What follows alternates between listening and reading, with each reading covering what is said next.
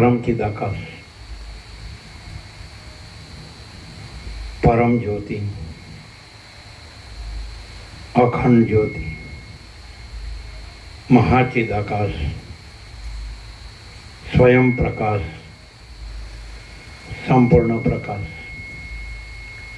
पूर्ण ब्रह्म, अनंत तेजघन, अनंत चिदघन, परमाकाश, केवल, अनंत, शुद्ध, तेजघन, परमाकाश, अखिल आत्मा, पूर्ण ब्रह्म, परमात्मा, परम चिदाकाश, परम ज्योति, अखंड ज्योति, अनंत, पूर्ण, परम चिदाकाश, परम शांति, स्वयं सिद्ध, स्वयं प्रकाश, स्वयं पूर्ण, स्वस्वरूप, यही सब कुछ है, इसके सिवा कुछ नहीं है। शून्यभास, अनंत कोटि, महाकल्पो है ही नहीं। महाचिदाकाश, स्वयं प्रकाश, संपूर्ण प्रकाश, महाचिदाकाश ज्योति, अनंत, अखंड, अभेद, महाचिदाकाश ज्योति, महातत्व, महासामान्य, महाचिदाकाश, स्वसंवेद्य, सहज निर्विकल्प, महाचिदाकाश, परम कैवल्य, परम शांति, परम चिदाकाश, अनंत, पूर्ण, निरपेक्ष सत्य, अनंत, संपूर्ण, अपरिग्रही, निर्भ्रांत, निरपेक्ष, वसिष्ठराम, निर्वण उत्तरार्ध, राउंड 39मो राउंड।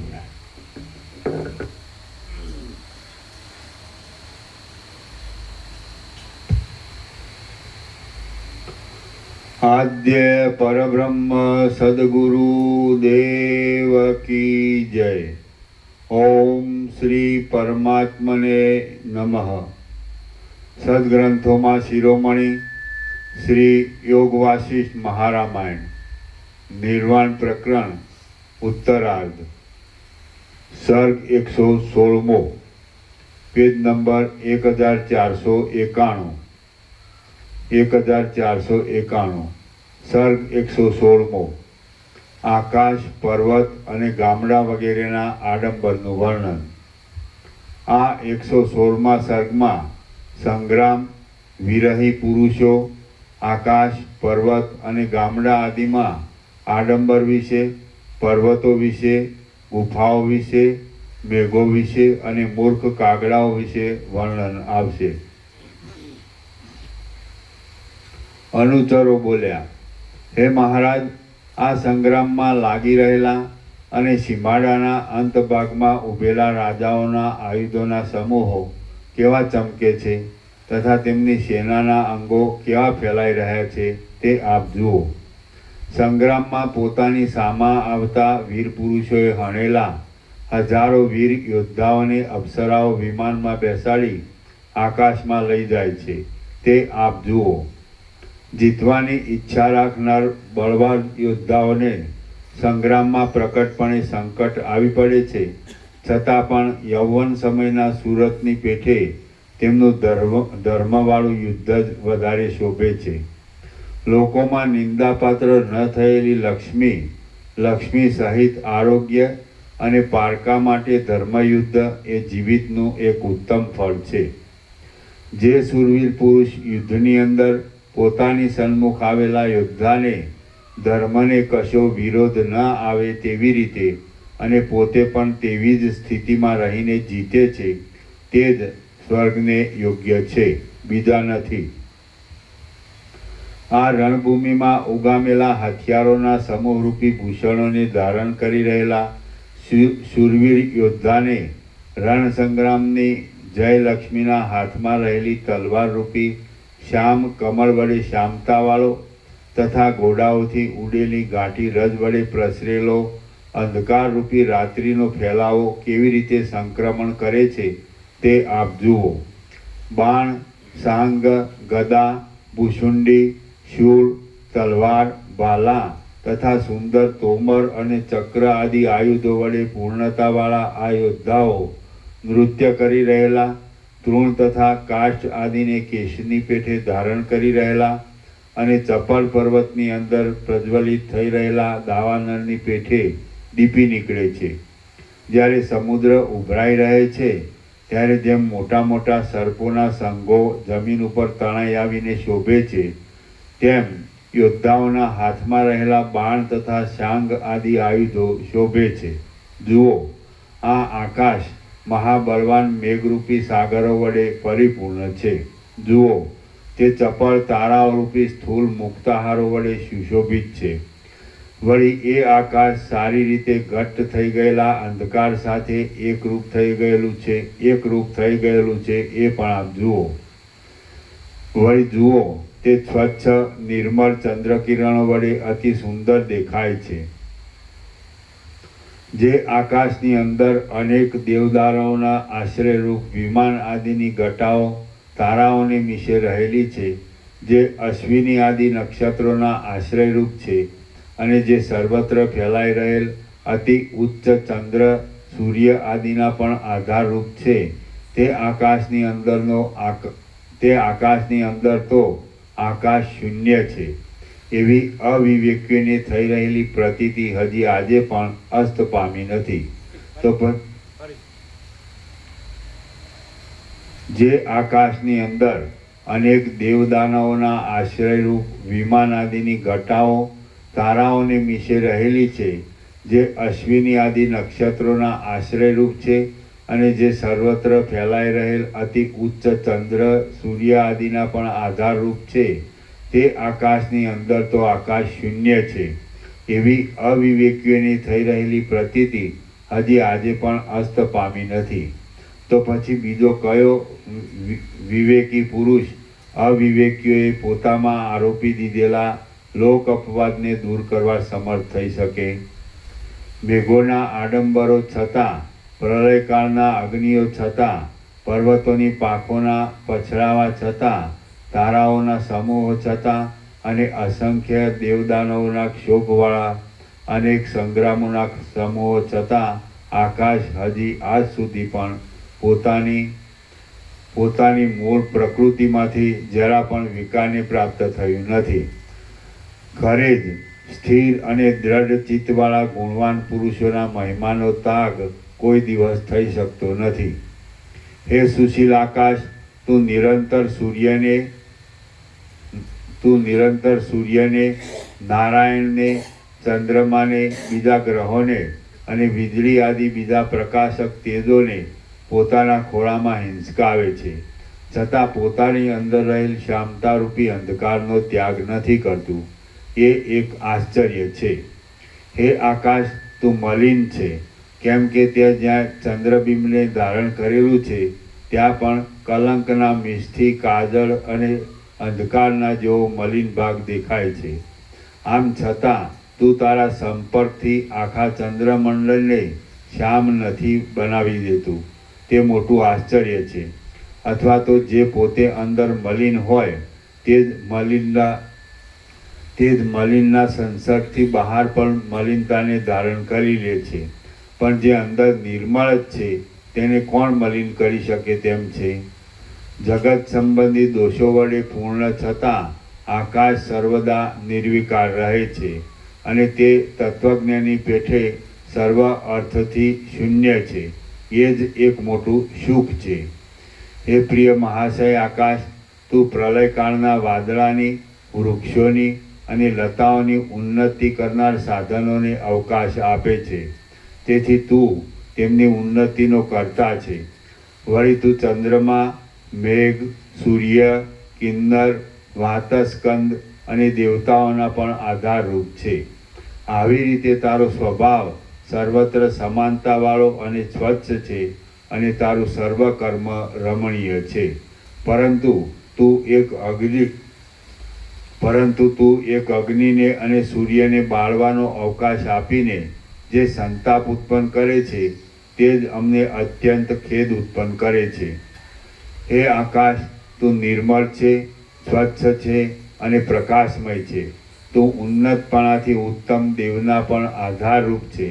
પરંતુ આ મેઘ તારામાં અવકાશ મેળવીને કરાઓની વૃષ્ટિ કરી મનુષ્યોને હેરાન કરે છે, તેથી તું અત્યંત હલકટ છે.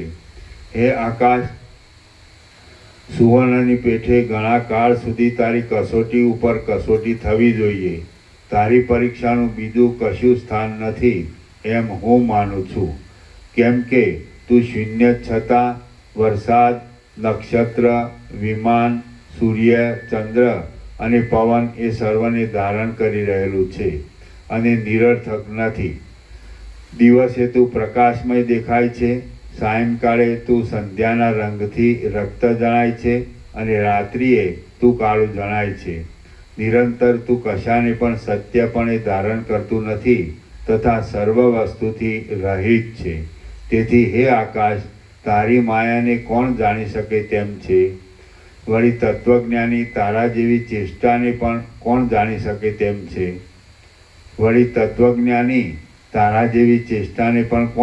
શકે તેમ છે? મહાશય પુરુષ અકિંચન હોય છે, છતાં પણ કાર્યોને સાધી આપે છે. જેમ કે આકાશ અંદર શૂન્ય છે, છતાં સર્વની ઉન્નતિના કારણરૂપ છે. આકાશના લાંબા માર્ગમાં વચમાં કાંઈ ઘાસ નથી, જળ નથી, કોઈ ગામ પણ નથી, તેમ કોઈ નગર પણ નથી. વળી ત્યાં પાંદડાના સમૂહ વગેરે સ્નિગ્ધ ઘાટી છાયાવાળું કોઈ વૃક્ષ પણ વચમાં નથી, તેમ કોઈ સારી પરબ પણ નથી. આમ છતાં સૂર્યનારાયણ હંમેશા આકાશ માર્ગમાં પંથ કરતા રહે છે. કેમ કે સત્યવાન પુરુષો પોતે આરંભેલું કાર્ય વિષમ હોય તો પણ તેને મૂકતા નથી. દિવસ પોતાના શરીરને સૂર્યના પ્રકાશરૂપી નવા વસ્ત્ર વડે શણગારે છે. રાત્રિ અંધકારરૂપી વસ્ત્ર વડે પોતાના શરીરને શણગારે છે. ચંદ્રમા કપૂરના સમૂહના જેવા શીતળ કિરણો વડે પોતાના શરીરને શોભાવે છે. આકાશ રાત્રિમાં ઉદય પામતા તારાઓના સમૂહરૂપી પુષ્પોના પ્રસારથી પોતાના શરીરને શણગારે છે. અને વસંત આદિ સર્વ ઋતુઓ વાદળામાંથી ઝરતા જળબિંદુઓ રૂપી જળ પુષ્પો વડે પોતાને શણગારે છે. વળી એ સર્વ ભેગા થઈને આકાશરૂપી આંગણાને શણગારે છે. અને તે આંગણું ત્રણેય લોકના સ્વામી તથા કાળની એક કળારૂપ એવા સૂર્ય અને ચંદ્રના ક્રીડા સ્થાનરૂપ છે. અહો, મહાશય પુરુષની સ્થિતિ ખરેખર આશ્ચર્યકારક અને ઉન્નત હોય છે. કેમ કે ધુમાડા, વાદળા, રજ, અંધકાર, સૂર્ય, ચંદ્ર, સંધ્યા, તારાઓ, વિમાન, ગરુડજી, પર્વતો અને દેવદાનવોના ક્ષોભ વડે કરીને પણ આ આકાશ પોતાની મૂળ સ્થિતિનો ત્યાગ નથી કરતું. આ ત્રિલોકરૂપી ઘર દિશાઓરૂપી ભીંતો વડે બાંધેલું છે. અંતરિક્ષ લોક તેનો ઉપરનો ખંડ છે. પૃથ્વી તેના નીચલા ખંડરૂપ છે. વરસાદો, નગરો અને પર્વતો તેના પાત્ર આદિ અનેક ઉપસ્કરણરૂપ છે. વિદ્યાધરો, દેવતાઓ અને મોટા નાગોરૂપી કરોળિયા તેમાં જાણા બાંધી રહેલા છે. જરાયુજ આદિ 4 પ્રકારના પ્રાણીઓના સમૂહરૂપી કીડીઓના ટોળાથી તે ભરપૂર છે. જેમ માળી અને તેની સ્ત્રી કોઈ સુંદર વિકસિત ઉપવનની રક્ષા કરે છે, તેમ કાળ અને ક્રિયારૂપી દંપતી આ ત્રિલોકીરૂપી ઘરની રક્ષા કરે છે. આ જગત પ્રતિદિન નષ્ટ થતું હોય એમ ભાસે છે, છતાં પ્રવાહ રૂપે તે અદ્યાપી પર્યંત નાશ પામતું નથી. અહો, આ કેવી માયા છે! હું માનું છું કે આકાશ શૂન્યતાને લીધે કશું કરતું નથી, છતાં તે વૃક્ષ આદિની અધિક ઉન્નતિને રોકે છે. કેમ કે મહાન પુરુષ અકર્તા હોય છે, છતાં લોકો તેની મહત્તાને લીધે તેને વિશે કર્તૃત્વ આરોપી લે છે. કેમ કે મહાન પુરુષ હું માનું છું કે આકાશ શૂન્યતાને લીધે કશું કરતું નથી, છતાં તે વૃક્ષ આદિની અધિક ઉન્નતિને રોકે છે. રોકતું નથી.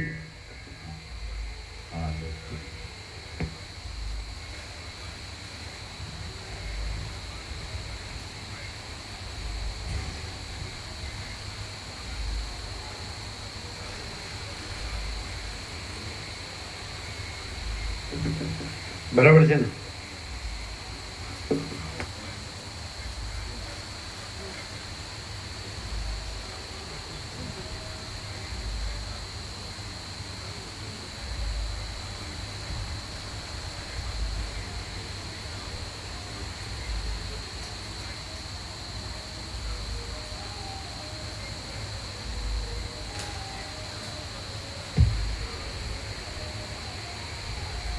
હું માનું છું કે આકાશ શૂન્યતાને લીધે કશું કરતું નથી, છતાં તે વૃક્ષ આદિની અધિક ઉન્નતિને રોકતું નથી. કેમ કે મહાન પુરુષ અકર્તા હોય છે, છતાં લોકો તેની મહત્તાને લીધે તેની વિશે કર્તૃત્વ આરોપી લે છે.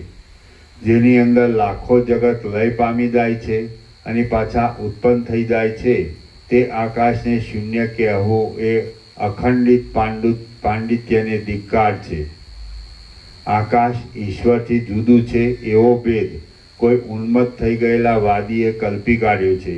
કેમ કે આકાશની અંદર જ સર્વ જગતનો લય થઈ જાય છે અને પાછું તેમાંથી જ તે ઉત્પન્ન થાય છે તથા તેમાં જ તે રહે છે. માટે જન્માદ્યસ્ય યત ઇત્યાદિ શાસ્ત્ર સિદ્ધ ઈશ્વર લક્ષણ આકાશમાં જોવામાં આવવાથી તે જ ઈશ્વર છે. જેની અંદર અગ્નિથી ઉત્પન્ન થયેલા તણખાઓના સમૂહની પેઠે આ સૃષ્ટિની શોભા ઉત્પન્ન થાય છે, લયને પામી જાય છે, સ્થિતિને પ્રાપ્ત થઈ રહેલી છે અને વૃદ્ધિ હ્રાસને પણ પામે છે. તે નિર્મળ આકાશ આદિ મધ્ય અને અંતથી રહિત છે, એક છે, મારા પોતાના સ્વરૂપથી અભિન્ન છે અને સર્વના કારણરૂપ છે એમ હું માનું છું. ઈશ્વરરૂપી કાંઈ બીજું કારણ એ ચિદાકાશથી જુદું નથી, જે પોતાના અંગમાં અપરિમેય સર્વ વસ્તુઓને અંદર ધારણ કરી રહેલું છે અને જે ત્રિલોકીરૂપી મણિઓના વિશાળ આધારરૂપ છે. તે આકાશ ચિદ્રૂપ છે, પરબ્રહ્મ રૂપ છે અને મારા પોતાના સ્વરૂપથી પણ ભિન્ન નથી એમ હું સમજું છું. તેની અંદર આ જગતનો ભ્રમ ઉદય અને અસ્ત પ્રાપ્ત થતો રહે છે. પર્વતના શિખર ઉપર આવેલી વનભૂમિમાં વનચર કોઈ સુંદર મનોહર વૃક્ષોના મહાન પ્રદેશોમાં કામી ગીત ગાય છે અને નીચે ચાલ્યો જતો આ વિયોગી પથિક એ ગીતને સાંભળીને રસ વડે આકુળ થઈ જાય છે તથા ગાનાર તરફ ઊંચું જુએ છે. હે મહારાજ, પર્વતના શિખર ઉપર આવેલા વનમાં ઉન્નત વૃક્ષોના પલ્લવોથી છવાઈ રહેલી નિકુંજને વિશે વિયોગથી મરણતોલ થઈ ગયેલી વિદ્યાધરની સુંદરી નિશ્વાસ નાખીને ગળગળી વાણીથી અને ઉત્કંઠાપૂર્વક ગીત ગાય છે. આ નીચે ચાલ્યો જતો પથિક તે ગીતને સાંભળે છે અને પોતે પણ નિશ્વાસ નાખે છે. તે હિંડોળાના હિંચકાની પેઠે ચંચળ થઈ રહેલી પોતાની બુદ્ધિ વડે આગળ પગલું ભરી શકતો નથી, તેમ બીજા તેના અનુચરો પણ તેને ચાલવાને સંમતિ આપી શકતા નથી. પર્વતના શિખર ઉપર આવેલા વૃક્ષોના પલ્લવોથી છવાઈ રહેલી નિકુંજોને આપણી આગળ જ વિયોગથી દુઃખી થયેલી આ વિદ્યાધરી અશ્રુઓથી આકુળ થઈ ગઈ છે. તિલકની શોભાને ધારણ કરતી નથી અને નિશાસા નાખીને કરુણ રુદન કરે છે. હે નાથ, કરુણ ગાન કરે છે. હે નાથ, આપના ખોળારૂપી ઘર વિશે હું મંદ સ્મિત સાથે આપની હડપચી પકડી ચુંબન કરતી હતી. તે ચુંબનરૂપી રસાયણને સંભાળીને તથા તેના આસ્વાદને વારંવાર ગૂંટીને મેં આ હત્યારો વર્ષો કાઢ્યા છે. હે મહારાજ, મેં માર્ગમાં રસ્તે જતા આવતા લોકોને મોઢેથી સાંભળ્યું છે કે આ વિદ્યાધરીનો પૂર્વજન્મનો તરુણ પતિ વિદ્યાધર કોઈ મુનિના શાપથી 12 વર્ષ સુધી વૃક્ષરૂપ થઈ રહ્યો છે. તે સંવત્સરોને ગણ્યા કરતી આ વિદ્યાધરી પણ તેને મળવાને ઉત્કંઠિત થઈ જઈને વૃક્ષરૂપ બની ગયેલા પોતાના તે પતિનો આશ્રય કરીને ગાન કર્યા કરે છે. હે મહારાજ, જુઓ, એ વિદ્યાધર આપના અવલોકન માત્રથી આપના અવલોકન માત્રથી શાપ મુક્ત થઈ ગયો છે અને વૃક્ષ ભાવને છોડી દઈને ઉઘડેલા પુષ્પોરૂપી હાસ્યને ધારણ કરી રહ્યો છે. જુઓ, શાખાઓના આકારે દેખાતા પોતાના તેજ બાહુ વડે આલિંગન કરીને તે પોતાની પત્નીને કંઠમાં લગાડે છે. પર્વતોરૂપી હાથીઓના વૃક્ષોરૂપી રોમાંચોમાં જે પુષ્પોનો સમૂહ રહ્યો છે તે શિખરોમાં જાણે વસંત ઋતુમાં પડેલા જલબિંદુઓના જેવા આકાશમાંથી મૂર્તિમાન તારાઓ જ ખર્યા હોય તેવો દેખાય છે. માછલાની પંક્તિઓના વેગવાળા ઠેકવાથી ઉછળ્યા કરતી, જળની લહેરોમાં ક્રીડા તથા શબ્દ કરતી, ચપટ ટીટોડીઓ વડે ભયંકર જણાતી, પુષ્પોરૂપી શુક્લ વસ્ત્ર વડે શોભી રહેલી અને કાંઠાઓમાં તથા જળમય પ્રદેશોમાં રહેલા નિશંક મૃગો વડે ભરપૂર થયેલી આ કાવેરી, અહો, એ કેવી શોભે છે! હે મહારાજ, આ સુવેલ પર્વતના શિખરમાં નિર્મળ શોભાવાળી આ આખી કાંચનમય શિલા ઉપર સૂર્યનો પ્રકાશ પડવાથી તે દેદીપ્યમાન થઈ રહી છે. ભરતી સમયે ચપળ થઈ રહેલા સમુદ્રના તરંગો તેની સાથે અથડાય છે ત્યારે એ શિલા બહાર જાણે વડવાનળના તણખાઓ ચમકતા હોય તેવી દેખાય છે. પર્વતોની અંદર પાસે આવેલા ઘાટા વાદળાથી ઘેરાયેલા સ્થળમાં રહેલા ઘરની સીમાના અંતમાં આવેલા વિકસિત નવીન વૃક્ષો વડે સુશોભિત અને ખાખરાના વૃક્ષો વડે આકાશ પર્યંત વીંટાઈ વળેલા આ નેસના ઘરોની શોભા આપ જુઓ. પર્વત પાસેના આ ગામડા સ્વર્ગનો પણ પરાજય કરી રહ્યા છે. તેઓ વિકસિત થઈ રહેલા પુષ્પો વડે અત્યંત શુભ્ર ફૂલની વાડીઓથી રમણીય છે. કોઈ ઉત્તમ પાત્રની પેઠે તેઓ મંદાર વૃક્ષોની અંદર અનેક પુષ્પ સમૂહને ધારણ કરી રહ્યા છે. તેઓ કરંડિયાની પેઠે મોરોને ધારી રહેલા છે. જળમય શીતળ પ્રદેશ વડે સુશોભિત છે. ભૈરવ જપ ખાવાના સ્થાનથી ઊંચા શિખર ઉપરથી નીચે પડતા જળ સમૂહના વિલાસરૂપી વાદ્ય વડે મનોહર છે અને પ્રતિધ્વનિ વડે ગાજી રહેલી ગુફાવાળા વનોમાં ગાન કરી રહેલા મનુષ્યો વડે સુંદર છે. પર્વતોની ગુફાઓમાં વિચરનારા અને નેસ તથા ગોદરાઓમાં નિવાસ કરનારા ગ્રામજનોને જે કાંઈ આનંદ મળે છે તે આનંદ નંદનવનમાં ક્રીડા કરનાર દેવોને પણ નથી મળતો એમ હું માનું છું. પર્વતોની ગુફાઓમાં વિચરનારા અને નેસ તથા ગોંદરાઓમાં નિવાસ કરનારા ગ્રામજનોને જે કાંઈ આનંદ મળે છે તે આનંદ નંદનવનમાં ક્રીડા કરનાર દેવોને પણ નથી મળતો એમ હું માનું છું. ગામડામાં રહેવાને લીધે તેમની પામર જેવી દશા હોય છે, છતાં પણ ઉઘડેલા પુષ્પોની કળીઓના કોમળ પલ્લવોની અંદર છુપાઈ રહેલા તથા ગુંજારાઓ કરી રહેલા મદાંધ ભમરાઓને જોઈને તેમનો કામ ઉદ્દીપિત થઈ જાય છે. ભમરાઓએ પોતાના હિંડોળા રૂપે કલ્પેલી લતાઓ વડે આકુળ એવા વનને વિશે ભીલ્લ લોકોની સુંદરીઓ ગાન કરી રહી છે અને ભીલ્લો તેમના મુખ ઉપર દ્રષ્ટિ ઠેરવીને શૃંગારની ચેષ્ટાઓ વડે વ્યાકુળ થઈ ગયા છે. અરે, એ ભીલ્લો શત્રુની પેઠે નિર્દય થઈને મુગ્ધ મૃગોને સિદ્ધને મારતા હશે. ગિરિવરોના ગહન વનોમાં આવેલા આ ગામો શીતળતા અને સુગંધ નામના પોતાના અધિક ગુણથી ચંદ્રમાનો પણ પરાજય કરે છે, કેમ કે તેમાં અનેક પ્રકારના વિકસિત થઈ રહેલા પુષ્પોના સમૂહોમાંથી સુગંધ, શીતળતા આદિ સારને ખેંચી લાવનાર પવન વડે લતાઓના પલ્લવોને હલાવીને નીચે બેઠેલા પથિકોના અંગને શીતળ કરે છે અને જળને તથા તેની શીતળતાને ચારે બાજુ પસારી દેનારા વાયુના પ્રસાર વડે તેમના જળાશયો ચપળ તરંગોને ધારણ કરી રહ્યા છે.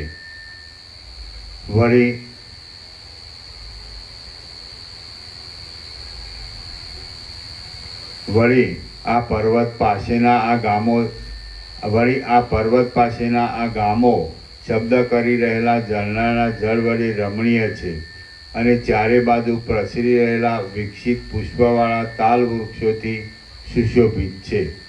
લીલા માત્રથી જ વિકસિત થઈ રહેલા પુષ્પો તથા પલ્લવોથી લચી પડેલી લતાઓના ચંદરવા વડે તેઓ આકાશને અડકી રહ્યા છે અને પર્વત ભાગમાં ઊંચા થઈ રહેલા તાલ વૃક્ષોમાં લટકી રહેલા મેઘો વડે સુશોભિત છે.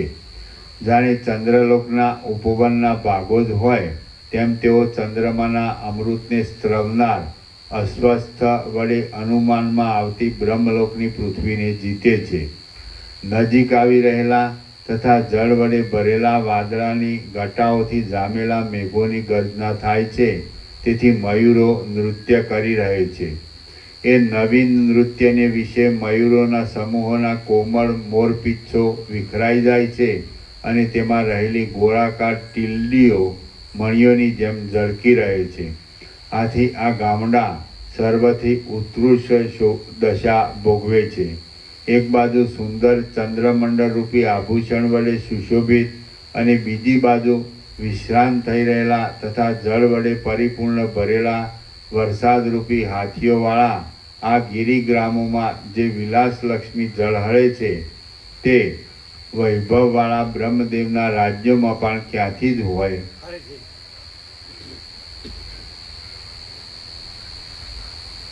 એક બાજુ સુંદર ચંદ્રમંડળ રૂપી આભૂષણ વડે સુશોભિત અને બીજી બાજુ વિશ્રાંત થઈ રહેલા તથા જળ વડે પરિપૂર્ણ ભરેલા વરસાદરૂપી હાથીઓવાળા આ ગિરિગ્રામોમાં જે વિલાસલક્ષ્મી ઝળહળે છે તે વૈભવવાળા બ્રહ્મદેવના રાજ્યોમાં પણ ક્યાંથી જ હોય.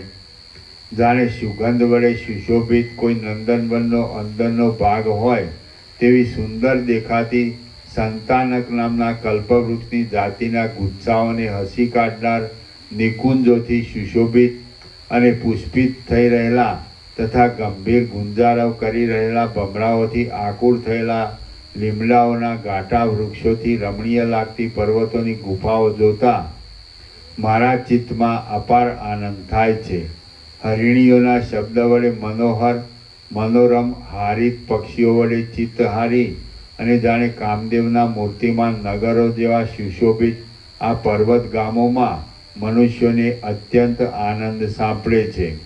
જાણે સ્ફટિકના સ્તંભોની જ ખરેખર રચના કરી હોય તેમ ધારારૂપે અવિચ્છિન્ન પડ્યા કરતા ઝરણાના પાણીથી સુશોભિત આ ગ્રામરૂપી પર્વત ગુફામાં ડેલો નૃત્ય કરે છે તે આપ જુઓ.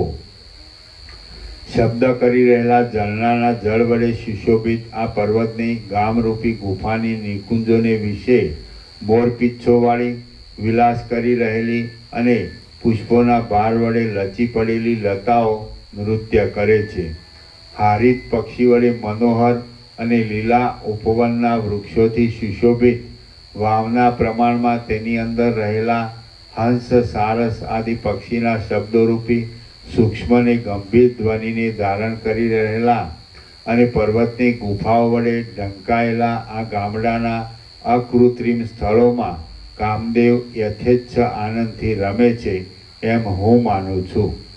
હે શ્રીમંતોના જેવા મોટા ઔદાર્યને ધારણ કરનાર અને તડકાનો નાશ કરનાર ઉન્નત ગંભીર આકૃતિવાળા મહાશય મેઘ, તું પર્વતના મસ્તક ઉપર ભૂષણરૂપ થઈ રહેલો છે. તું જ પૃથ્વીના ખેતર બગીચા આદિને પોષણ આપનાર જળના એક આશ્રયરૂપ છે. આમ તારામાં અનેક ગુણો રહ્યા છે અને તું હર્ષથી વરસે છે, છતાં પણ તું ખારી જમીનમાં, તળાવમાં અને તેની અંદરના કાંટા આદિ વૃક્ષોમાં સત અસત પાત્રનો ભેદ કર્યા વિના એક સમાન રીતે જળને વરસે છે. એ તારો અવિવેક સત્પુરુષોના ચિત્તમાં ખેદ ઉત્પન્ન કરે છે. હે મેઘ, તું નિરંતર સમુદ્ર અને ગંગા આદિ ઉત્તમ તીર્થોના જળના પ્રસાર વડે સ્નાન કરે છે. સર્વોચ્ચ આકાશમાં રહીને તું જળની વૃષ્ટિ કરે છે. તું શુદ્ધપણું ધારણ કરી વનભૂમિમાં મૌન વ્રતનો અંગીકાર કરી નિવાસ કરે છે. તું શરદ ઋતુમાં જળથી સાવ રહિત થઈ જાય છે, છતાં તારા અંગમાં અતિ શ્રેષ્ઠ ધવલતા જોવામાં આવે છે. આમ તું સર્વથા ગુણવાન છે, છતાં તું જળનું દાન કરવા સમયે ઉઠીને વજ્રના તથા વીજળીના કડાકા કરે છે. એ તારી કેવી તુચ્છ ચેષ્ટા છે. શુભ વસ્તુ પણ અયોગ્ય પાત્રમાં રહેવાથી અશુભ દેખાય છે. જેમ કે જળ ખરાબ મેઘરૂપી સ્થાનમાં રહેવાથી કાળું પડી ગયેલું જણાય છે. અહો, મેઘે જળ વૃષ્ટિ કરી. અહો, જળથી આખી પૃથ્વી પુરાઈ રહી હતી. અહો, જેમ કોઈ ધનાઢ્ય વડે તેનો કોઈ દરિદ્ર વિવેકી મિત્ર પોષણને પ્રાપ્ત થઈ જાય, તેમ પૃથ્વીની અંદર સર્વ ધાન્યો જળ વડે પોષણ પામ્યા છે. નિર્દયપણું, અસ્થિરતા, અપવિત્રતા, કુત્સિતપણું અને શેરીઓમાં આંટા મારવા એ સર્વ કૂતરા પાસેથી મૂર્ખાઓએ લીધા છે, કે મૂર્ખો પાસેથી કૂતરા પાસેથી મૂર્ખાઓએ લીધા છે, કે મૂર્ખો પાસેથી કૂતરાઓએ લીધા છે, તે હું જાણી શકતો નથી.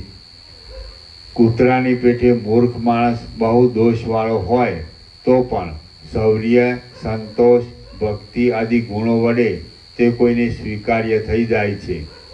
ધંતુરા આદિ ઝેરી વસ્તુ ખાવામાં આવવાથી ઉન્મત્ત થઈ ગયેલા પુરુષોને, મદિરા આદિના મદ વડે મત્ત થઈ ગયેલાઓને, પ્રમાદ અને ક્રોધ આદિના આવેશને લીધે કૂવા આદિમાં પડવા તૈયાર થઈ ગયેલાઓને અને તત્વજ્ઞાનના બળથી દેહાનુસંધાન છોડી દઈ કેવળ આત્માનંદમાં નિમગ્ન રહેનાર યોગારૂઢ પુરુષોને ભોગ પરંપરામાં જ શરીરને છોડી દેનારો વિષય લંપટ મૂર્ખ પુરુષ પોતામાં પાંડિત્યનો આરોપણ કરી તૃણના જેવા તુચ્છ સમજે છે.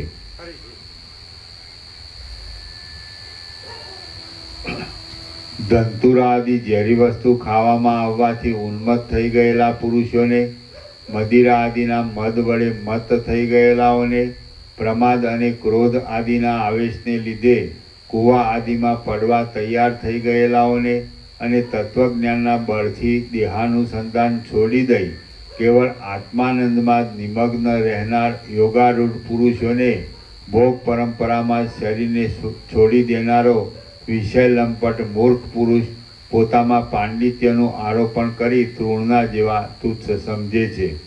પરંતુ હે તૃણ, તું જ અવલોકન કર કે એ વિષય લંપટ પુરુષોમાં ઈચ્છા છે કે તેઓ જડ જ છે? એ વિષય લંપટ પુરુષોમાં ઈચ્છા છે કે તેઓ જડ જ છે? જો તેઓમાં ઈચ્છા હોય તો તેઓ કૂતરા જેવા છે, અને તેઓ જો જડ હોય તો તેઓ પોતે જ તૃણથી પણ તુચ્છ છે. એટલે પછી ઉન્મત્ત આદિથી પણ તે નીચ હોવાથી બીજાની હલકાઈ ગણવી એ તેઓની ભૂલ જ છે. આ વાતના રહસ્ય વિશે તું જ વિચાર કરી જો. સિંહ અને કૂતરો એ બંનેમાં તિર્યક જાતિપણું સમાન છે, છતાં મેઘગર્જના આદિનો કોલાહલ સહન કરવાના તે બંનેના પ્રકારમાં ભેદ રહ્યો છે. કેમ કે સિંહ ચિત્તમાં કશો ક્ષોભ પામ્યા વિના જ અનાદરને લીધે આંખો મીંચી રાખીને એ કોલાહલને સહન કરે છે, ત્યારે કૂતરો મનમાં ક્ષોભ પામીને ભયને લીધે આંખો મીંચી રાખીને એ કોલાહલને સહન કરે છે. નિત્ય અપવિત્ર, પોતાના પ્રિય મનુષ્ય તરફ કેવળ ભસવાથી સ્નેહ બતાવનાર અને શેરીઓમાં રખડી સર્વ સમયને ગાળી નાખનાર હે કૂતરા, ચિત્તની આવી વિચિત્ર સમાનતા જોઈને કોઈ મૂર્ખે તને આ અપવિત્રતા આદિ ગુણોનું શિક્ષણ આપ્યું છે એમ હું માનું છું. અહો, આ વાત કેવી ખેદકારી છે! નિરંતર સર્વ જગતને વિષમ કૌંસમાં એકબીજાથી જુદું પડી રહે તેવા પ્રકારનું બનાવનારા વિધાતાએ પોતાની શર્મા નામની પુત્રીરૂપ કૂતરીના સંતાનરૂપ કૂતરાને વિશે તેને ઘટે તેવા બધા જ ધર્મો નિર્માણ કર્યા છે. તેમણે અપવિત્ર કચરાથી ભરેલા ખાડામાં તેનો નિવાસ કલ્પ્યો છે. વિષ્ઠા તથા પરુ વગેરેને તેના ભોજનરૂપ કલ્પ્યા છે. રસ્તાની વચ્ચે સર્વ મનુષ્ય દેખે તેવી ખરાબ રીતે મૈથુન કરવાની દુષ્ટ ઈચ્છા તેના ચિત્તમાં ઉત્પન્ન કરી છે અને તેનું શરીર પણ સર્વની નિંદાનું પાત્ર થાય એવું બનાવ્યું છે. તારાથી વધારે અધમ બીજો કોણ છે એમ કોઈ પુરુષ પૂછે છે, એટલે કૂતરો તેને હસીને કહે છે. અપવિત્ર દેહમાં અભિમાન બંધાવનાર છતી આંખે વિચારરૂપી નેત્ર ન હોવાથી એક જાતના અંધારારૂપ અને ખરાબ પરિણામમાં દોરી જનારા અશુભ એવા અજ્ઞાનનું જે પુરુષ સેવન કરે છે તે મારાથી પણ વધારે અધમ છે. કેમ કે મારામાં શૌર્ય, સ્વાભાવિક ભક્તિ અને થોડામાં સંતોષ વગેરે જે ઉત્તમ ગુણો રહેલા છે તે અનેક પ્રયત્નો વડે શોધીએ તો પણ મૂર્ખમાં જોવામાં આવતા નથી. કૂતરો અપવિત્ર પદાર્થનું ભક્ષણ કરે છે, અપવિત્ર વિષ્ઠા આદિના મોટા કચરાના ઢગલામાં રમે છે. નોળિયો તથા ઉંદર આદિ પ્રાણી જીવતું જ હાથમાં આવી જાય તો તેનું ગુપચુપ ભક્ષણ કરે છે અને બકરું તથા વાછરડું આદિ કોઈ નિર્મળ પ્રાણી પંજામાં આવી જાય તો તેને પણ ફાડી ખાય છે. કૂતરીની સાથે મૈથુન કરવા સમયે સર્વ મનુષ્યો તેની પાસે જઈ તેને પાષાણ વડે પ્રહાર કરે છે. આમ અત્યંત અસમર્થ કૂતરાને વિધાતાએ જ્યાં સુધી તે જીવે ત્યાં સુધી ખરાબ અને કૌતુક ઉપજાવે એવી સ્થિતિવાળો બનાવ્યો છે. શિવલિંગના ઉપર ઘોઘાટ કરી રહેલો કાગડો પોતાના આત્માને દેખાડી આપી સૂચવે છે કે અધોગતિના હેતુરૂપ સર્વ પાતકોમાં રહેલી પંક્તિ ધરાવનાર શિવ નિર્માલ્ય ભક્ષણને માટે હું શિવલિંગ પાસે આવતા પ્રત્યક્ષ જ કાગડા રૂપ થઈ ગયો છું. તમે તે જુઓ. ઓ દુષ્ટ કાગડા, કાનને કડવા લાગે તેવા દંભિત ધ્વનિ વડે હંસ તથા સારસ આદિના ગુણોને ગળી જનારો તું આ તળાવમાં કાદવની અંદર ફરતો રહી ભમરાઓના શબ્દને ઢાંકી દે છે. તેથી મારા મસ્તકમાં તું એક શલ્ય જેવો થઈ રહ્યો છે. આ કાગડો નરકના જેવા નાના પ્રકારના વિષ્ઠા આદિ અપવિત્ર પદાર્થોનું ભક્ષણ કરે છે અને કમલિની પોતાને પ્રાપ્ત થાય છે તો પણ તે તેને છોડી દે છે. આ વિષયમાં કશું પણ આશ્ચર્ય પામવા જેવું નથી, કેમ કે જે પદાર્થનો સર્વદા અભ્યાસ પડી જાય છે તે પછી સદાકાળ રુચિકર જ થાય છે. આ કાગડો વનમાં અનેક પ્રકારના પુષ્પોના કેસરો વડે ધોળા શરીરવાળો થઈ ગયો છે. તેથી ભ્રાંતિ વડે તે જાણે કોઈ ખરેખર હંસ જ હોય તેવો જણાય છે, પણ પછી છડી ગયેલા જીવડાના કુળોને તે કોળીઓ કરી જતો જણાય છે, એટલે તે ખરેખર કાગડો જ છે એમ સ્પષ્ટ થાય છે. કાળા રંગવાળી અને કાળી પાંખોવાળી કોયલો ભેગી થઈ હોય અને તેમાં કદાચિત કાગડો ભળી ગયો હોય ત્યારે તે પોતે જ પોતાના કર્ણકટુ અવાજને બહાર ન કાઢે તો કોણ તેને ઓળખી શકે? જેમ કોઈ ચોર રાત્રિએ સર્વ મનુષ્યો સૂઈ જતા યજ્ઞભૂમિના વૃક્ષ ઉપર ચડી દશે દિશાઓમાં જુએ છે, તેમ મોટા અરણ્યની મૃત્તિકા વડે બનાવેલા આ માટીના જૂના ધાબલા ઉપર બેઠેલો કાગડો ચારે બાજુ જોયા કરે છે. આ કાગડો ઉડતી ધૂળ ઉકરડાના સમૂહથી ધૂસરી થઈ રહેલી કાંદવાળો છે અને તે વેગવાળા સારસ પક્ષીઓએ ઉગાડી નાખેલા કમળોના મકરંદથી સુશોભિત છે. એવા આ તળાવની અંદર કેમ વિહાર કરે છે? અહો, કષ્ટની વાત છે કે વિકસિત થઈ રહેલા કમળોના નિવાસરૂપ રમણીય તળાવની અંદર જ રહેનારા રાજહંસોની સાથે આ દુષ્ટ કાગડારૂપી પિશાચ સરસાઈ કરવા નીકળ્યો છે. એનું મોઢું શિલા વડે પ્રહાર કરવા યોગ્ય છે, છતાં જુઓ, તે આ નાનકડા ડોળા ખરાબ તળાવમાં બેસી રાજહંસનું અનુકરણ કરવા માટે જુદી જુદી જાતની લીલાઓ કરે છે. દુષ્ટ વાણીરૂપી કરવતને જ એક ચિહ્ન રૂપે ધારણ કરી રહેલા હે કાગડા, પોતાના ભાગને કાગડા વિના બીજા કોઈ ન ખાઈ જાય એવી શંકાથી તું નિરંતર કાગડાઓને જ બોલાવતો રહે છે. તો તારી એ શંકા આજે ક્યાં ચાલી ગઈ? પોતાની એક પ્રજા જીવવાની આશાથી તું આ કોયલના બાળકને શા માટે વૃથા પોષણ આપે છે? કેમ કે તારો સ્વભાવ જ કટુ ભાષણ કરવાનો છે. તું ભ્રાંતિથી આ સુસ્વર કોયલના બાળકનું પોષણ કરે છે, પણ એ તારા મનોરથને સિદ્ધ ન કરતા તને ઉલટું ઉપહાસકારક થઈ પડશે.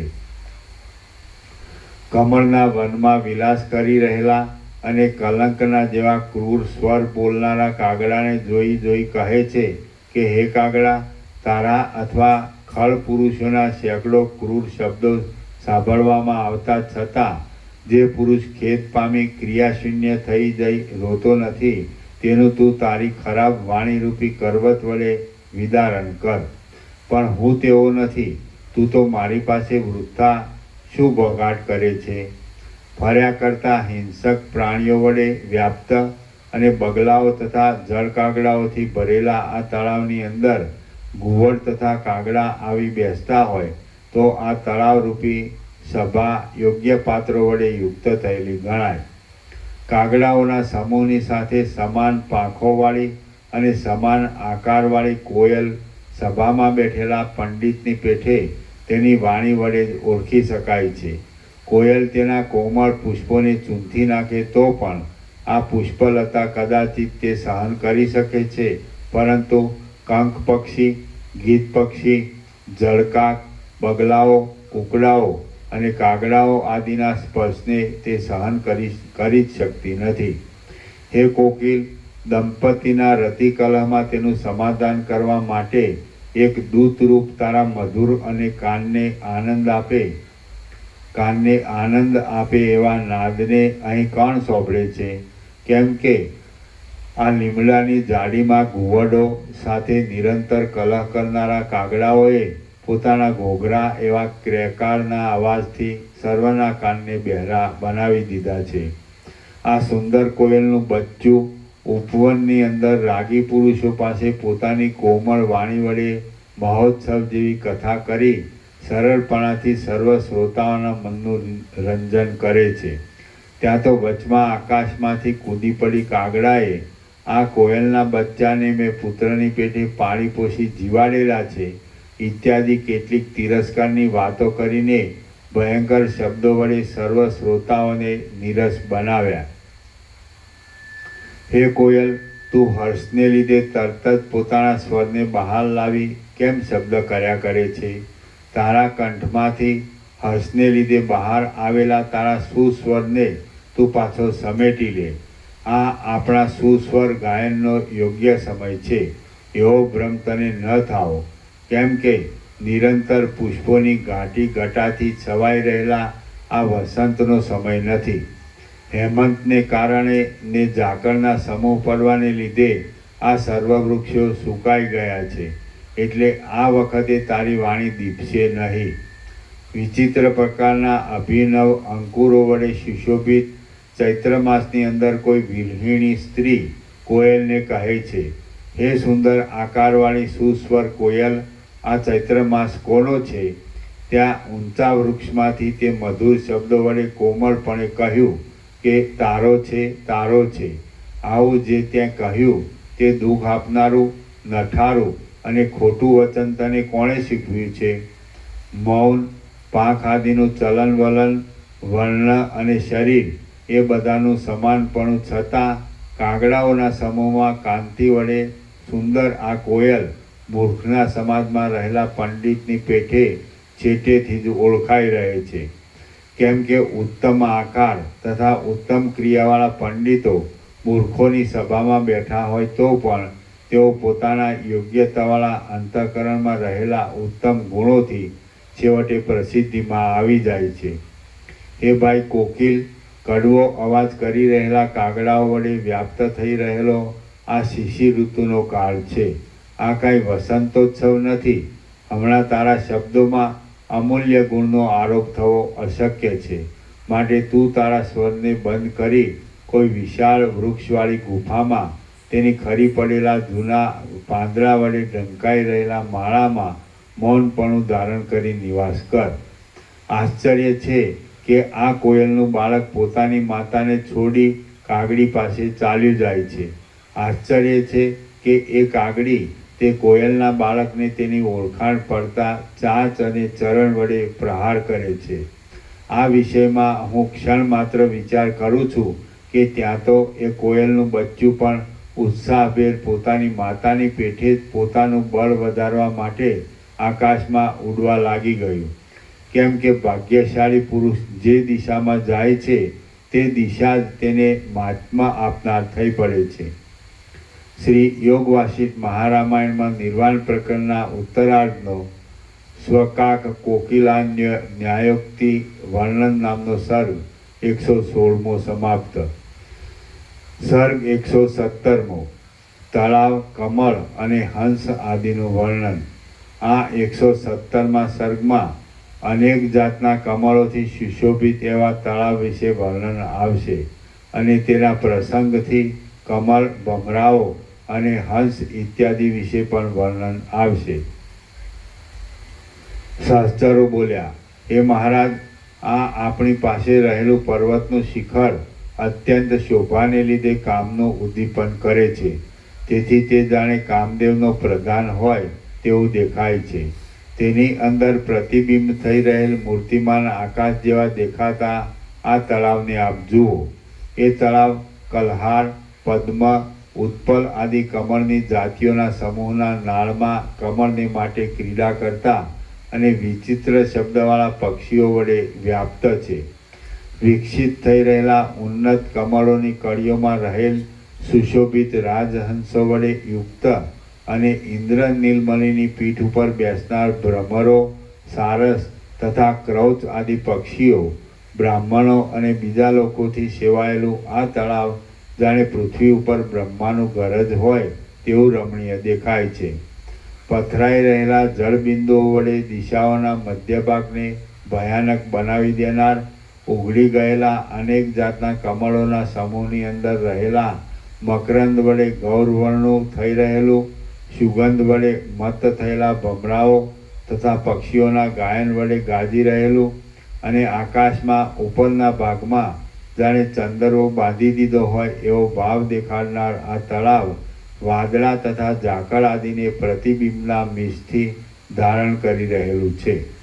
આ તળાવની અંદર કોઈક સ્થળે મંદ મંદ ગર્જના કરી રહેલા તરંગો ઉછળતા જોવામાં આવે છે અને કોઈ ઠેકાણે મદોન્મત્તપણાથી એકબીજાનો દ્વેષ કરનાર તથા અત્યંત ઘોઘાટ કરી રહેલા ભમરાઓ દેખાય છે.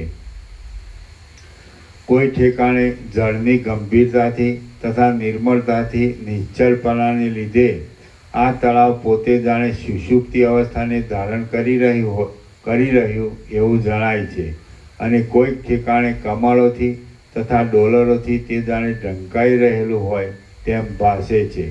આ તળાવ બિંદુરૂપ થઈ રહેલા મોતીના જેવા જળ વડે તાપનો નાશ કરે છે અને કાંઠા ઉપર રહેનાર સિંહોને પણ ઠેઠ વૃક્ષના અગ્રભાગથી માંડી જળ સુધી લંબાઈ રહેલી સુંદર લતાઓ વડે રોકે છે. તરંગો વડે ધોવાઈ ગયેલી શિલાઓવાળા આ તળાવના જળપ્રાય પ્રદેશો કાદવ વડે વિષમતાવાળા થઈ રહ્યા છે અને અનંત મેઘો વડે અનંત જળમય પ્રદેશને ધારણ કરી રહેલું મૂર્તિમાન આકાશ જ જાણે પૃથ્વીમાં આવી અવતર્યું હોય તેમ આ તળાવ શોભે છે. વરસાદને દૂર લઈ જનારા પવનથી કંપિત થઈ રહેલા કમળના સમૂહમાંથી ઉડેલા મકરંદની કાંતિથી આ તળાવ જાણે વીજળીના પ્રકાશને પોતાની અંદર ધારણ કરી રહ્યું હોય તેવું શોભી રહ્યું છે. આથી એક દેશમાં જળબિંદુઓના સમૂહને અને એક દેશમાં અંધકારના સમૂહને ધારણ કરી રહેલું આ તળાવ જાણે સંધ્યાકાળ સંબંધી આકાશ હોય તેવું દેદીપ્યમાન દેખાય છે.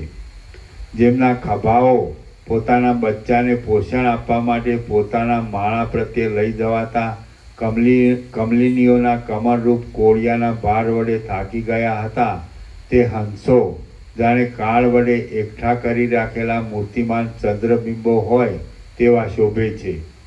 એ હંસોથી વીંટાયેલું આ તળાવ શરદ ઋતુમાં વાદળાના અનેક ખંડો વડે સુશોભિત થઈ રહેલા આકાશની પેઠે કેવળ પવન વડે પણ સુંદર દેખાય છે. તો પછી સુગંધી વાયુ વડે તે સુંદર દેખાય તેમાં શું કહેવું? આ તળાવના તરંગોની પંક્તિઓ જાણે સુગંધનો ભાર ઉપાડવાથી થાકી ગઈ હોય તેમ મંદ ગતિ કરનારા અને મકરંદના સંપર્કથી ભીના થઈ રહેલા પવનોથી કંપી રહી છે. અને એવા જળ મિશ્ર કાદવને નીચો બેસાડી દઈ જળથી છૂટો પાડી દેવામાં થતી ત્વરાને લીધે એક જાતના મોટા વિચિત્ર શબ્દને ધારણ કરી રહી છે. આથી ક્ષોભને પામી ગયેલા પક્ષીઓ તીરની લતાઓમાં ભરાઈ બેસે છે. વળી એ લતાઓ પુષ્પવૃષ્ટિ કરી રહી છે. તેથી તરંગોની પંક્તિઓ જાણે પોતાની વૃદ્ધિ માટે તે પુષ્પવૃષ્ટિને તટ સાથે સાધી દેતી હોય તેમ જણાય છે. ચપળ એવા મોટા કમળોના પલ્લવરૂપી વીંઝણાઓ વડે પંખો કરાયેલું ઢળેલા ચામરના જેવા સુંદર દેખાતા ફીણો વડે સુશોભિત ભમરાઓ તથા કોયલોના ગાયન વડે ગાજી રહેલું અને સુંદર ગોળ કમલિનીઓ રૂપી રમણીય સ્ત્રીઓના સમૂહ વડે વીંટાયેલું આ તળાવ જાણે કોઈ રાજાનું અનુકરણ કરતું હોય તેવું ભાસે છે. ભમરાઓ રૂપી શ્રેષ્ઠ પાત્રોના મનોહર પદાર્થોમાં પણ અતિ મનોહર ગીત વડે શોભાયમાન આ તળાવ કમળોના મકરંદોના સંઘર્ષથી વ્યાપ્ત થઈ રહેલું છે. અને તેને લીધે જ પીળા થઈ રહેલા જળને તે ધારણ કરે છે. વળી જાણે ફીણના પિંડો બંધાઈ રહ્યા હોય તેવા ધોળા કમળોના ખંડો વડે તે સુશોભિત થઈ રહેલું છે. અને પોતાના તટ ઉપર આવેલા ઉપવનોના પુષ્પ સમૂહો રૂપી શિરોભૂષણને ધારણ કરી રહેલું છે. સત્સંગતિ જેમ હૃદય કમળને શુદ્ધ કરનાર છે તેમ આ તળાવ પણ શુદ્ધ હૃદયના જેવા નિર્મળ કમળો વડે સુશોભિત છે. સત્સંગતિ જેમ હૃદય કમળને શુદ્ધ કરનાર છે તેમ આ તળાવ પણ શુદ્ધ હૃદયના જેવા નિર્મળ કમળો વડે સુશોભિત છે. વળી સત્સંગની પેઠે જ આ તળાવ હૃદયને પરમ આનંદ આપે છે. વળી સત્સંગની પેઠે જ આ તળાવ હૃદયને પરમ આનંદ આપે છે. રસવાળું છે અને સ્વાદિષ્ટ છે.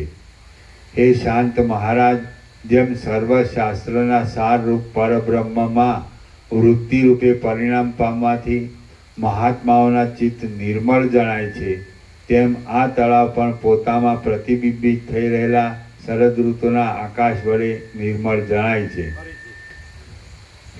હે શાંત મહારાજ, જેમ સર્વશાસ્ત્રના સારરૂપ પરબ્રહ્મમાં વૃત્તિરૂપે પરિણામ પામવાથી મહાત્માઓના ચિત્ત નિર્મળ જણાય છે તેમ આ તળાવ પણ પોતામાં પ્રતિબિંબિત થઈ રહેલા શરદ ઋતુના આકાશ વડે નિર્મળ જણાય છે.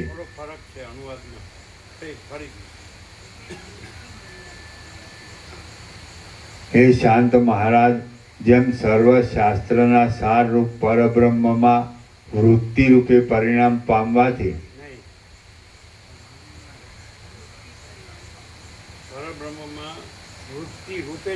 વૃત્તિ પરિણામ પામે વૃત્તિ પરિણામ પામે રૂપે ના આવે. હે શાંત મહારાજ, જેમ સર્વશાસ્ત્રના સારરૂપ પરબ્રહ્મમાં વૃત્તિ પરિણામ પામવાથી મહાત્માઓના ચિત્ત નિર્મળ જણાય છે તેમ આ તળાવ પણ પોતામાં પ્રતિબિંબિત થઈ રહેલા શરદ ઋતુના આકાશ વડે નિર્મળ જણાય છે. સુંદર સારસ પક્ષીઓ વડે રમણીય ઝાકળ વડે વીંટાઈ રહેવાથી કંઈક લક્ષમાં આવતું અને ઝાકળે પોતાના જેવું બનાવી દેવાથી શામતા વિનાનું થઈ ગયેલું આ તળાવ જાણે ઝાકળનો વરસાદ જ હોય તેમ શોભે છે. હે મહારાજ, આ બ્રહ્મથી દ્રશ્ય જુદું નથી, તેના પરિણામરૂપ પણ નથી, છતાં તે જાણે જુદું જ હોય તેમ દેખાય છે. તેવી જ રીતે આ તળાવની અંદર રહેલ તરંગ આદિ પણ તળાવથી જુદા નથી, છતાં જાણે જુદા હોય તેવા દેખાય છે. અહો, પોતાની મેળે પ્રવાહ રૂપે વહ્યા કરતા અને ચક્રાકાર વર્તુળ ચકરીઓને ઉત્પન્ન કરી રહેલા આ જળાશયના તરંગોની પરંપરા વિષમ છે. કૌંસમાં એટલે કે તે બ્રહ્મની અંદર પોતાની મેળે પ્રવાહ રૂપે વહ્યા કરતા અને સંસાર ચક્રની ચકરીઓમાં ગોથા ખાયા કરતા જળ બુદ્ધિવાળા મૂર્ખ પુરુષોની વિચારરૂપી તરંગ પરંપરાના જેવી જ વિષમ છે. કૂવા, વાવ, તળાવ અને સમુદ્રના જળમાં જેવું અંતર રહ્યું છે તેવું જ અંતર સ્ત્રી પુરુષના પાણીનું રજ અને વીર્ય પણ સમજી લેવું. જેમ નાના પ્રકારની જળ યોનિઓના સંબંધથી કોઈ સુગ્ન માણસનું મન જર્જર થઈ જાય છે, તેમ જળ યોની કમળોના સંબંધથી આ તળાવ જર્જર થઈ ગયું છે. આમ તેના કમળોનો ઠેઠ જર્જર દશા સુધી પહોંચાડનારા એવા તરંગોના ભ્રમણને લીધે અત્યંત વ્યાપ્ત થઈ રહેલા અને સંસાર સાગરમાં ચકરીઓ પેઠે થયા કરતી ઈચ્છા, દ્વેષ આદિ વૃત્તિઓના ફેરફારોની માફક અસંખ્ય રૂપે દેખાતા એ કમળોને ગણવાને કોણ સમર્થ થઈ શકે? અહો, જળના અને જડના સમાગમની ક્રિયા આશ્ચર્યકારક છે. કેમ કે અત્યંત સદગુણી કમળ જળના સંબંધથી પોતાના સુગંધ, સૌંદર્ય, મકરંદ આદિ ગુણોને દોષની પેઠે જ કંઠમાં રાખી અંદર છુપાવી રાખે છે અને બહાર સર્વ મનુષ્યોને ખરાબ કાંટાઓના સમૂહ દેખાડે છે. જે ગુણો કમળના તંતુઓની પેઠે છિદ્રવાળા છે, સુદ્રઢ નથી, સૂક્ષ્મ છે, બીજા વડે ઢંકાઈ રહેલા છે, જડતાવાળા છે તથા નિસાર છે, તેવા સદોષ ગુણોમાં ઉપાદેય બુદ્ધિ ન કરતા ઉપેક્ષા બુદ્ધિ રાખવી જ યોગ્ય છે. ગુણ વડે અને સુંદરતા વડે સુશોભિત તથા યશ વડે અને સુગંધ વડે પોતાના ફળને પ્રસિદ્ધિમાં લાવનારા મહાત્માઓના અને એવા જ ગુણવાળા આ કમળોના પ્રભાવને વર્ણવાને વાસુકી પણ સમર્થ નથી. હરિ ભગવાનના વક્ષસ્થળમાં નિવાસ કરી રહેલા લક્ષ્મીજી પણ શોભા માટે પોતાના હસ્તમાં કમળને ધારણ કરે છે, તો પછી તેના કરતાં કમળની બીજી શી પ્રશંસા કરવાની હોય? આ સૂર્ય વિકાસી અને ચંદ્ર વિકાસી કમળનું જળના સંપર્કથી જડપણું અને સૂર્યચંદ્રમા ઉપર દ્વેષ રાખવારૂપી મૂર્ખતાએ બંને વ્યાપાર તો સમાન જ છે, પરંતુ ધોળા અને કાળા રૂપ વડે તે બંનેનું વિસદૃશપણું જણાઈ આવે છે. તળાવોની અંદર નવી ઉદય પામેલી કમળવનની શોભા વિકસિત થઈ રહેલા મંદાર આદિ વનની સાથે સરખાવી શકાતી નથી. તેમ તારાઓ વડે યુક્ત એવા આકાશની સાથે તેની સરખામણી કરી શકાતી નથી. વળી એકત્ર થયેલા ચંદ્રમાઓના સમૂહ સાથે પણ તેની સરખામણી કરી શકાતી નથી. પણ નૃત્ય કરી રહેલી સ્ત્રીઓના હાસ્યવાળા મુખની શોભા સાથે તેને સરખાવી શકાય છે. અનન્ય ચિત્ત વડે પુષ્પલતાઓનો આસ્વાદ લેતા જે ભમરાઓનું લાંબુ આયુષ્ય વ્યતીત થઈ જાય છે તેઓ જ વિશેષ ભાગ્યશાળી છે. જે ભમરાઓ આંબાઓના સુગંધ અને મકરંદ આદિ સુંદર ચમત્કારનો આસ્વાદ લે છે તેઓ જ ચમત્કારી છે. બાકી બીજા તો પોતાની જાતિમાં એક ભાર રૂપ છે. કમળોની અંદર મકરંદના મદ વડે અને સુગંધ વડે મત્ત થઈ રહેલા ભમરાઓ જે કાંઈ ગુંજારવ કરે છે તેઓ એ ગુંજારવના મિષ્થી બીજા વનોના સ્વાદ વડે સંતુષ્ટ થઈ રહેલા બીજા ભમરાઓને હસે છે. ખરેખર ખેદની વાત છે કે જે ભમરાએ ચંદ્રબિંબના જેવા કોમળ કમળના ગર્ભની અંદર નિવાસ કર્યો, વિલાસ કર્યો, આનંદનો અનુભવ કર્યો અને શયન કર્યું, તે આ ભમરો શિશિર ઋતુમાં નીરસ થઈ રહેલા વૃક્ષોના પુષ્પોમાં કેમ પ્રીતિ કરશે? બિડાઈ રહેલી મલ્લિકાની મનોહર કળી ઉપર બેઠેલો ભમરો કાળ રુદ્ર શૂળમાં પરોવેલા અંધકાસુર જેવો દેખાય છે. હે પ્રિય ભમરા, તું નિરંતર વિવિધ પ્રકારના પુષ્પોના મકરંદનો આસ્વાદ લે છે અને પર્વતોમાં આવેલા લતા ગૃહોમાં ભમે છે, છતાં આજ પર્યંત સંતોષ પામ્યો નથી.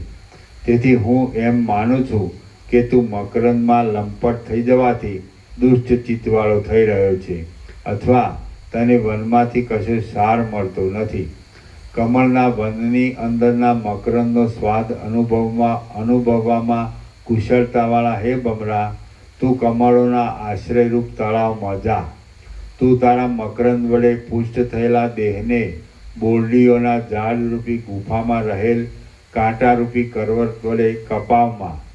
હે બમરા, જેમ પંડિત પુરુષ પોતાને યોગ્ય રાજસભા ન મળે ત્યાં સુધી સામાન્ય અને પોતાના સ્વરૂપને અનુચિત એવી રાજસભામાં જ પોતાનો કાળ કાઢે છે, તેમ તું હેમંત તથા શિશિરાદી ઋતુઓમાં કમળ રસ પીવા ન પામે તો પણ તું અળસીના પુષ્પમાંથી, કમળોના પાંદડાના સમૂહમાંથી અને વિકસિત થઈ રહેલા તમાલમાંથી મળતા મકરંદથી આયુષ્યના બાકી રહેલા ભાગને સુખથી વ્યતીત કર. હે મહારાજ, તળાવના પેટાળમાં રહેલી કમલિનીઓના કેસરોનો ઉપભોગ કરી રક્ષા કરાયેલી અને કમલિનીના જેવી શોભા વડે રમણીય હંસોની પંક્તિરૂપી નિર્મળ વેલ જાણે સામનું ગાયન કરતી હોય તેમ ગંભીર શબ્દ કરે છે, તે આપ જુઓ. આકાશમાં પોતાની સ્ત્રીને હસીને અનુસરી રહેલો હંસ હિંચકા જેવા કમળના માળામાં રહેલી અને તળાવમાં પ્રતિબિંબિત થઈ રહેલી પોતાની સ્ત્રીને જોઈને તેના પડવાની અને જળમાં ડૂબવાની શંકાથી મૂર્છિત થઈ જાય છે. હે મહારાજ, પોતાની સ્ત્રીને અનુસરી રહેલો હંસ હંસીને જળમાં પ્રતિબિંબિત થયેલી જોઈ તેના ડૂબી જવાની શંકાથી મૂર્છિત થઈ મરણ પામ્યો. આવું અત્યંત લંપટપણું કોઈને પણ થશો માં. હે મહારાજ, રાજહંસ લીલા વડે જે કાંઈ મધુર અને ગંભીર શબ્દ કરે છે તેવો શબ્દ બગલો સેંકડો વર્ષ શીખે તો પણ તેને આવડે એમ નથી. જન્મસ્થાન, આકાર, જાતિ, ચેષ્ટા અને આહાર આ બધું સમાન છતાં હંસમાં અને રાજહંસમાં જે કાંઈ અત્યંત તારતમ્ય રહેલું છે તે જુદા જ પ્રકારનું છે. આકાશમાં ધોળી પોખો વડે ગતિ કરનારો અને કમળોના સમૂહને શોભાવનારો હંસ આકાશમાં શુક્લ પક્ષમાં વૃદ્ધિ પામનાર અને કમળોના સમૂહને વિકાસ આપનાર ઉદય પામતા ચંદ્રમાની પેઠે સર્વના ચિત્તને આનંદ ઉપજાવે છે. ઊંચા નાળવાળી કમલિનીના નાળરૂપી કદલી સ્તંભ વડે વ્યાપ્ત કમળવનમાં વિહાર કરનાર હંસોની શોભાને બીજું કયું પક્ષી પામે છે? તરંગરૂપી કંકણને ધારણ કરનારી ચપળ જળબિંદુઓના સમૂહરૂપી હાર વડે શોભી રહેલી, કુમુદ, ઉત્પલ, કલ્હારાદિ પુષ્પોના સમૂહ વડે શોહામણી, ભમરાવરૂપી ચપળ કેશલતાને ધારણ કરી રહેલી, સારસ પક્ષીઓરૂપી રૂમઝૂમ થતા નુપુરવાળી, ગોળ ચક્રીરૂપી નાભીવાળી, ચપળ વીંચીઓરૂપી વિલોચનોવાળી અને જળની પૂર્તિ કરનારા પોતાના પ્રિય પર્વત તરફ જોયા કરતી આ નદી બે સુંદર નુપુરો વડે શોભી રહેલી નારીની પેઠે જેમ બે હંસના સુંદર બાળક વડે શોભી રહે છે, જેમ બે હંસના સુંદર બાળક વડે શોભી રહે છે. હે હંસ, તું વિશેષે કરી જળ કાગડા, બગલાઓ અને કાગડાઓ રૂપી હિંસક પ્રાણીઓ વડે ભરપૂર થઈ રહેલા આ તળાવમાં એકલો નિવાસ ન કર, કેમ કે આપત્તિમાં પણ અહીં સમાન શીલવાળા, સમાન વયવાળા અને સમાન વચનવાળા પોતાના વર્ગના હંસો સાથે જ સંગતિ રાખવી એ પરિણામે સુખ આપનાર છે. પોતાના ચરણ વડે મોટા હાથીઓના મસ્તકરૂપી તટને દબાવનારો, કેવળ કમળના વનમાં જ વિહાર કરનારો અને કલ્હાર તથા ઉત્પલ આદિ જાતિના કમળોના તેમજ ડોલર, ચંપો તથા બીજી લતાઓના ઉપભોગ વડે સૌભાગ્ય ભોગવનારો આ ભ્રમર પણ દૈવયોગે ઠંડી શિશુ ઋતુમાં ઢેફા અને ઘાસનો આસ્વાદ લેતા સુકાઈ ગયેલા બગલા જેવો થઈ ગયો છે. અહો, વિપત્તિમાં મોટાઓને પણ દીનતામાં મન લગાડવું પડે છે.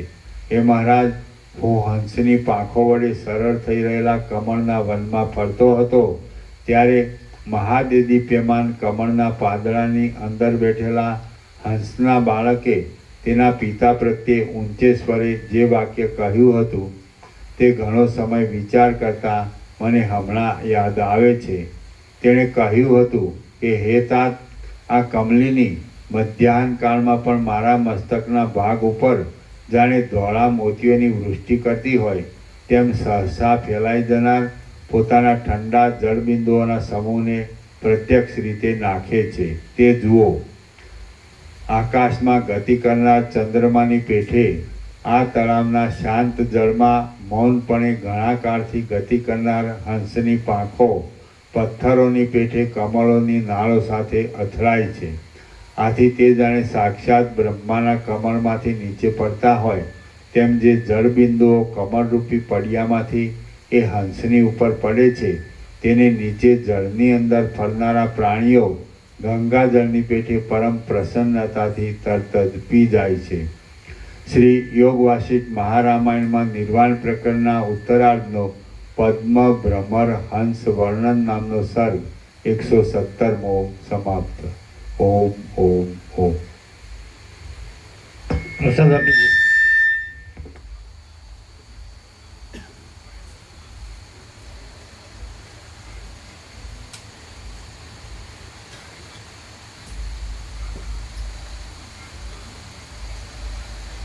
લાડુ પ્રસાદમાં બાકી હોય આજે નવા આવ્યા જ કોઈ કે બધા આવી ગયા? હા, નવા આવ્યા છે. લેવો લેવો. કેટલા જણ છે?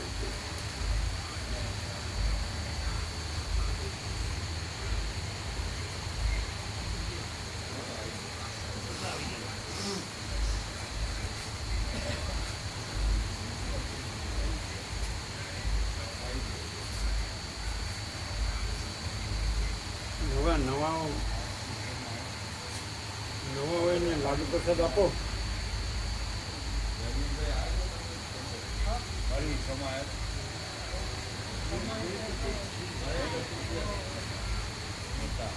હા, કેટલા જણ નવા છે?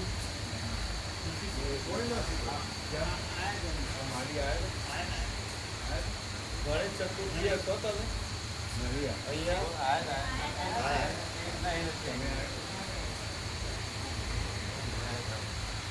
બધાને આપ્યો ને? બધાને આવી ગયો?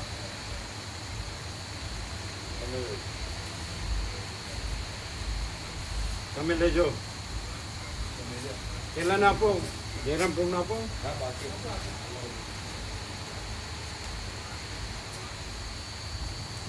પેલા તમે લેજો કેળા.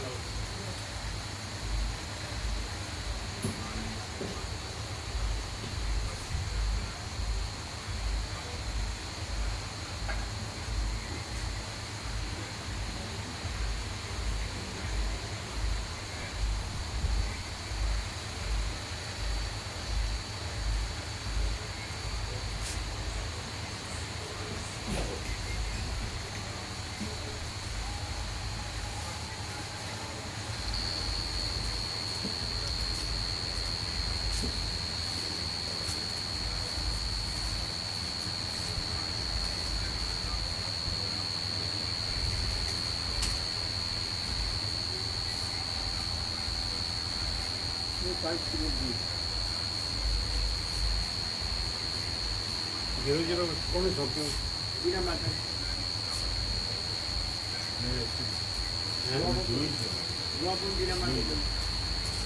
કીધું એને? હા,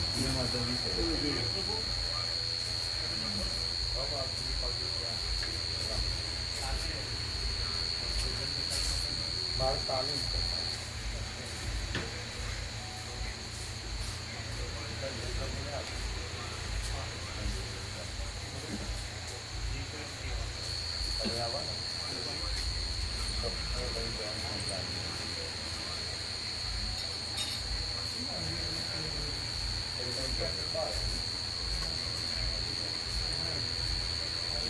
પછી નટુ પ્રભુ કાલ અહીંયા જ છે એટલે ત્યાં જવાનું થાય ને તો એમને રમકડામાં આપશે.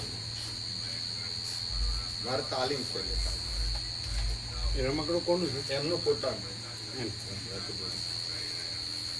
એમાં બધા ના આવી જાય ને એ તો બીજું તો ટ્રેક્ટર ગોઠવી શકે. ટ્રેક્ટર ગોઠવ્યું.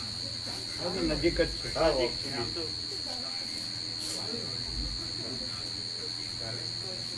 અને 2 ધક્કા કરવા પડશે તો કરી દઈશું. ભાવિકો કંઈક ઓછા છે.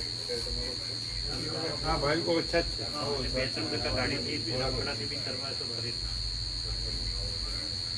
હવે 2 ફેરા થઈ જાય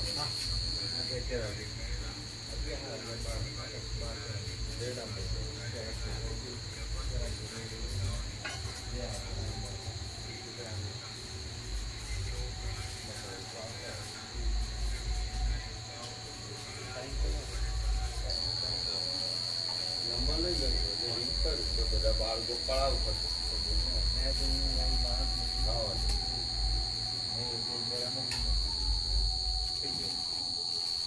બે રમકડા મંગાવી